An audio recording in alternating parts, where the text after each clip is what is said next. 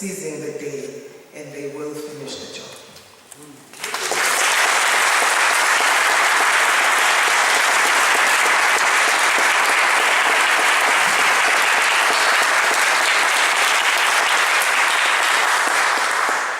Angolan freedom fighter Agostinho Neto famously wrote, "Blown by the winds of history, no one can stop the rain."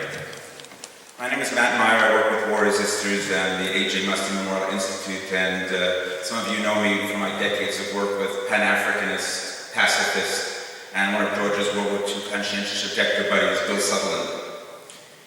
And Bill and I like to joke when George's autobiography came up that perhaps another apt title for that book would have been "No One Can Stop George Hauser."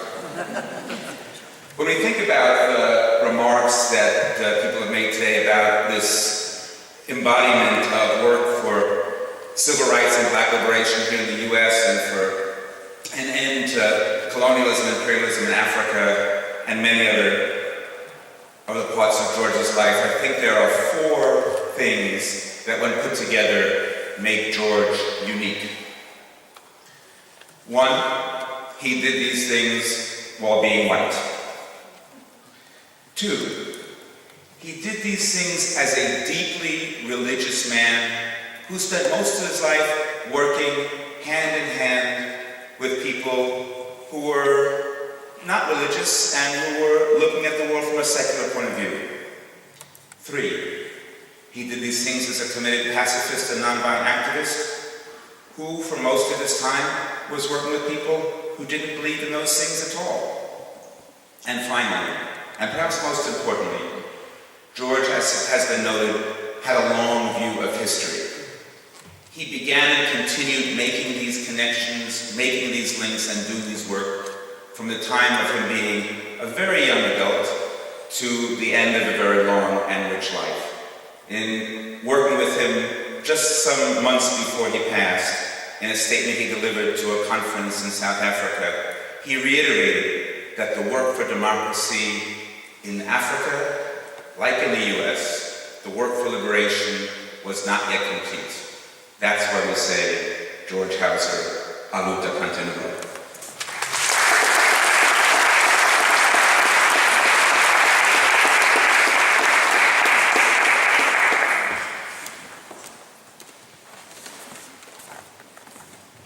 Well, the title to George's book was "You Cannot Stop the Rain." I would add that you cannot stop the rain, and freedom's rain is coming. And George, more than anyone I knew, tried to make sure that that reign of freedom and justice prevailed. My name is Joshua Nesson.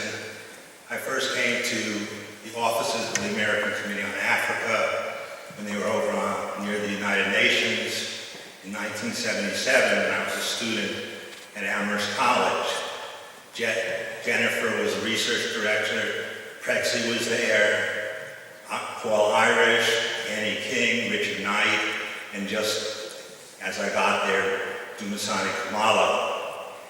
George really encouraged me in all the work I did. After I graduated at Amherst College, I came in to do part-time work at the American Committee on Africa. I was going to the new school. And with George's encouragement, he created a space for me as a national student coordinator. And I began working with students across the country, encouraging as much as possible militant, yet well-directed actions for divestment. I remember writing my first newsletter before there was a single computer in the office on the old typewriter in the front of the ACOA office, and we then distributed to hundreds of people across the country. And George took me aside and said, "I'm very proud of what you've done. You've really given those activists and the board of ACOA a sense that there is a movement out there." And that meant a great deal for me, coming from George. As people have noted, you have to have fun when you organize. And that's when I wrote George a letter. Some of my best days he made possible as the founder of ACOA. And one of the funnest times I had, well, maybe it's because Prexy is here, it comes back to me. I was at a Midwest conference in Chicago, and there were 4 of us from back east, from New York, Atlanta, Washington, and myself. We rented a big car, and we were all supposed to crash at this Chicago activist pad.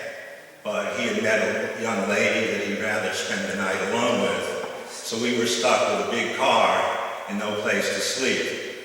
So we drove around Chicago. We hit the Blues Club till 4 in the morning, Kingston Mines or something like that. And then, by then, 2 of the comrades had dropped off to sleep at 4 in the morning, and we still had 6 hours to go to the conference plenary. So we kept on driving around. I finally found a place under the L that was open at 7 in the morning that was still going strong. So 2 of us went out, all the others snoozed in the car. That was a great deal of fun. Next morning we walked zombie night into the conference. So there were many fun times. George was truly a marathon runner in the struggle for justice. George has not died. His spirit, his soul lives on in all of us. Thank you.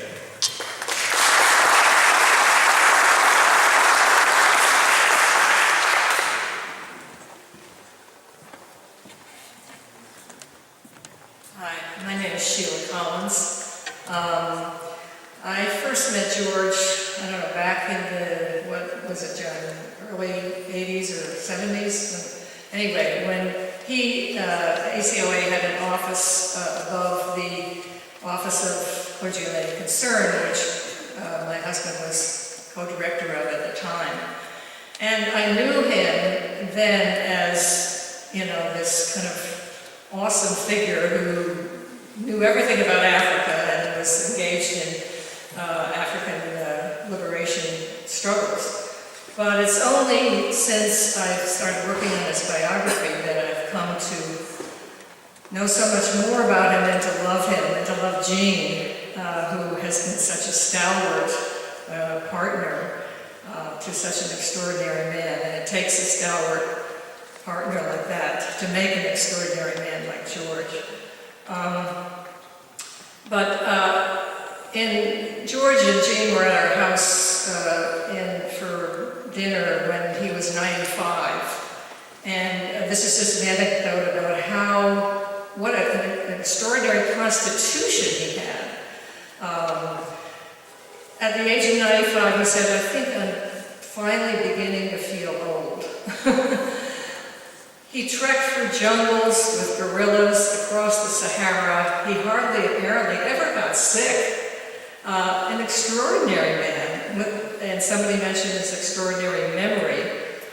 When he would be talking about things that happened 50 years ago, he could remember that there was a full moon that night, or, the exact time that something happened 50 years ago.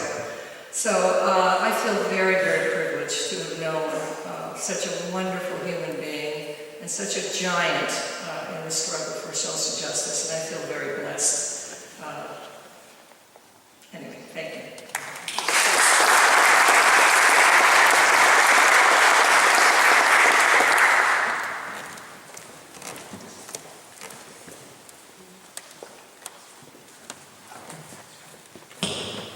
Hello, I'm Winifred Armstrong.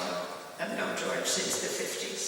I really came up just to mention and remind you that George's archives are at Amstead. The African archives are at Amstead at Tulane University and are being drawn on, and others are through Richard and others at the African activist thing at Michigan State University. And we've heard a lot of people say root continuum, which it certainly does, but so does the work. There are people here who are the sons and daughters of people that George worked with in Africa. There are people here who are students who didn't know George personally, but are drawing on the archives and reaching out. And as George and I often did, we kind of compared notes, because my archives are also around, about much fun it was to have people talking with us who are drawing on those archives for current and future work, and how much we didn't get to interpret our own history, but it's there, and it's not only the La Lutte continues, so does the work, and I want to thank everybody here, because everybody here has shared in and been a part of that work too.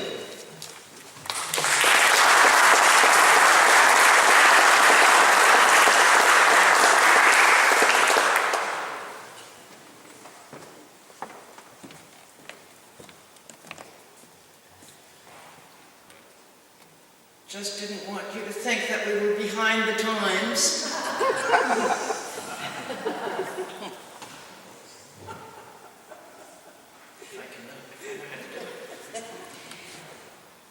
I'm Cora Weiss. Jean, the DNA in this room is over the top.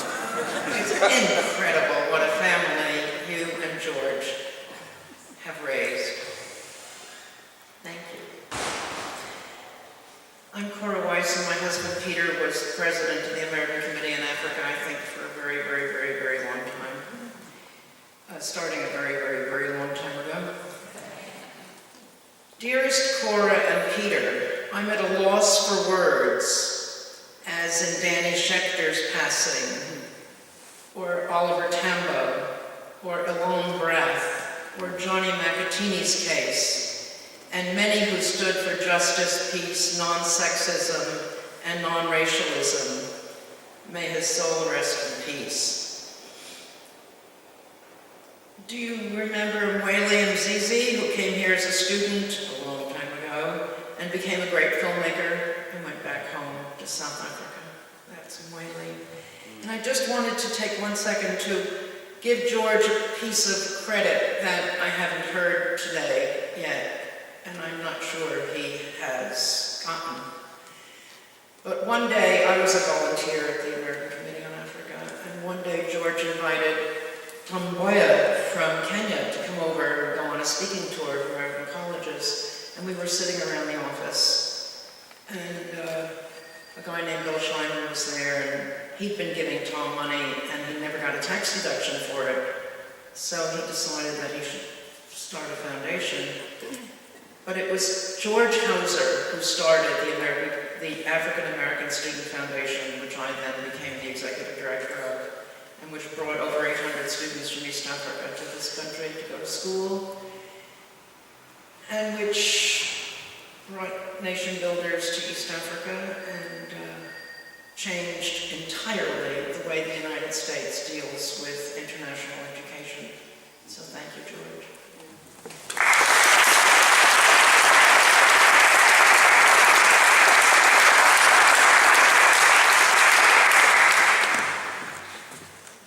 Good afternoon. My name is Jessie Chume, and I'm from Tanzania. My father was Mr. William Kanyama Chume, who was a freedom fighter in Malawi. And he met Uncle George Hauser in the 50s when he came to America. And in the early 80s, Uncle George came and visited us in Tanzania. Anyway, to cut the short story, my dad was a freedom fighter, and then in Malawi, and they gained independence in 1964. And they had shot with Banda, the first president of Malawi, because he supported apartheid. My dad did not support apartheid, while Banda did support apartheid. So my dad went to exile in Tanzania for 30 years, and then went back to Malawi. And in 1980, Uncle George Hauser visited Tanzania. That's where I met him, and then I came to America to school, and that's when I met Aunt Jean, and they welcomed me into their family, and I used to go, like they had gatherings, Christmas, Thanksgiving. I was like a child. So right now, I really thank the family of Uncle George and Aunt Jean for being part of our life, of the Chume family, in the struggle for independence and peace.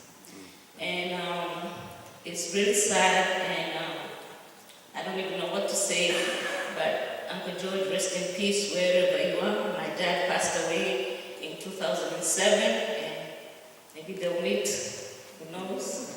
So, thank you so much.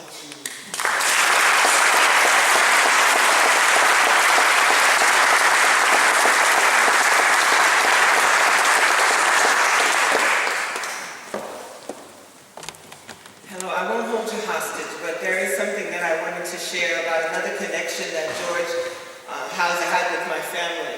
So I stand before you, a former employee of the American Committee on Africa, having been mentored by these great giants that you've heard about, George and Jennifer Davis and Dumasana Kumalo, et cetera, and Jim Case, and many wonderful people. And the thing that blew my mind when I got there was that I realized after I had been at the American Committee on Africa that it was founded by George Hauser.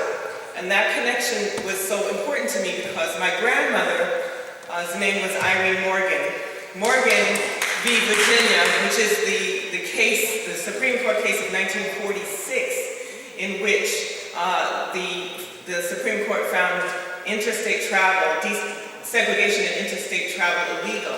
And so the journey of reconciliations that were organized consequently by George and James Farmer and by Bayard Rustin were to force the federal government to actually enforce the law that was based on that case. So there was another connection for me. Those two, my grandmother Irene Morgan and George Hauser, had a mutual admiration society, although they never met until Robin created a documentary called You Don't Have to Ride Jim Crow. The significance of that documentary's name, You Don't Have to Ride Jim Crow, was that it was also the name of a song that George and Bayard Rustin co-wrote about my grandmother's case called You Don't Have to Ride Jim Crow. And I know this is a terrible thing to do to these wonderfully musical Hausers, but I'm going to actually just sing a little bit of it. So you're just going to feel for it. If you want to really hear it, you should definitely listen to and watch Robin's documentary about it. You don't have to ride Jim Crow. You don't have to ride Jim Crow.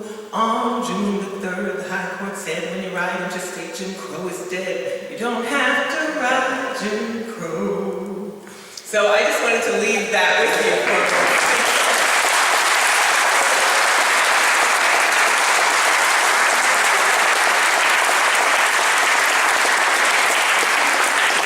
Thank you, Aaliyah. Beautiful words and notes to end on. Thanks to all of you and all of you who have shared your remembrances and love of George.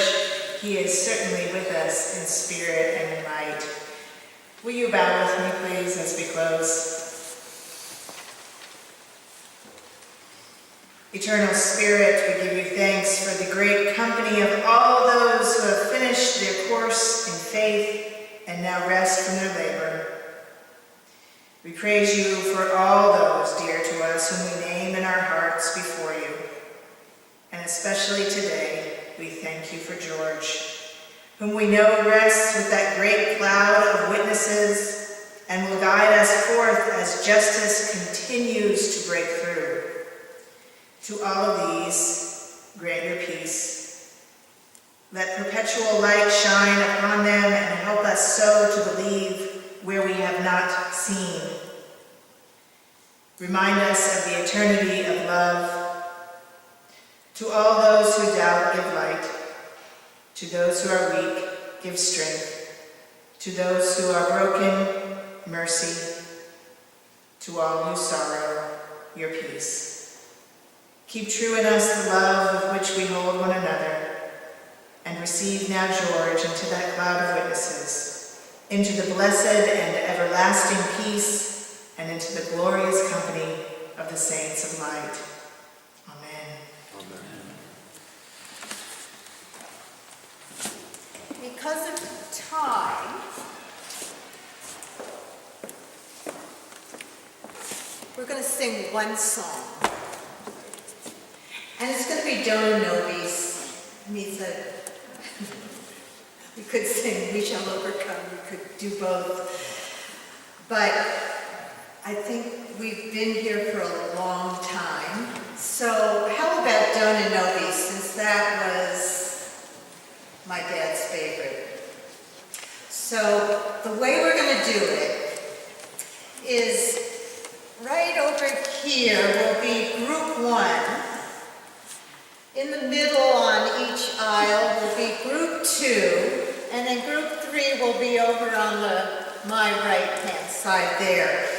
So what we'll do is sing the whole song together first. And then group 1 will start. And you'll sing it through twice. And group 2 will start after group 1 has finished their first part. You'll start with the first part and sing it twice. And the same with group 3. And my dad will be listening for our beautiful harmonies. And on the stage, just join in. Okay, so, do, I think that's a good, that might be, I think that's too high. I think that's too high. I just think it's maybe too high. Do, no, be.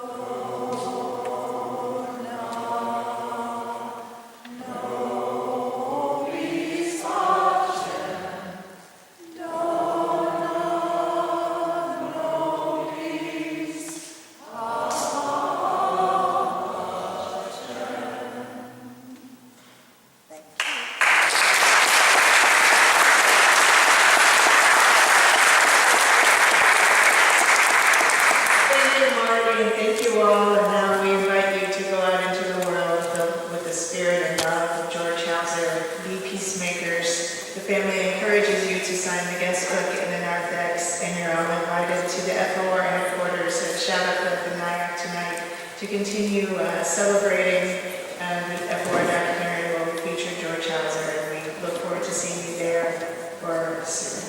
Thank you. Good afternoon.